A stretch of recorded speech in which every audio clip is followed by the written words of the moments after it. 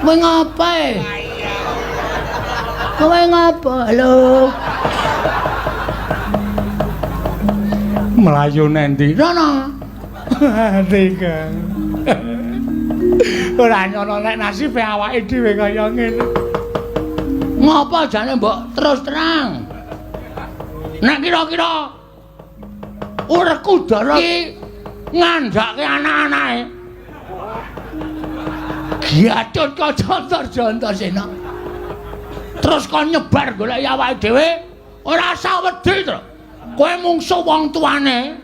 Gatot kaca Antarsena cecekane untune. Mbok cangkeme sing apik, Gong. Ngapa? Ora ana wonge kok. Santai wae. Nek ana wonge aku ya ora wani berkata seperti itu. Oh, bahasa Indonesia Arab berkata seperti itu.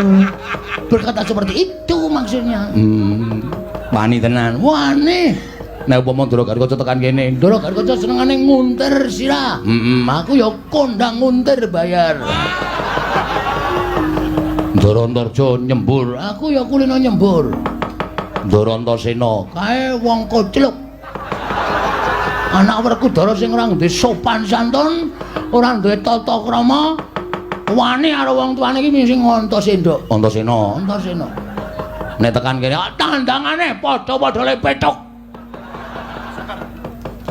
Kowe mbiyen di SD dilatih baris ora? Oh iya. Pandu Hus. Pandu ki bapakne Pandhawa. Anu maksude pramuka lho. Sadurunge penggalang Pandu. Iso baris. Iso. Sep. Istirahat di tempat gerak.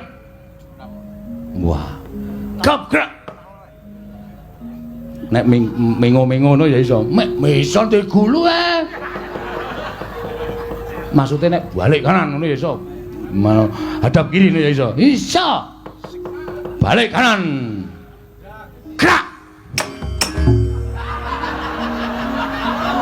Mundur 2000 langkah.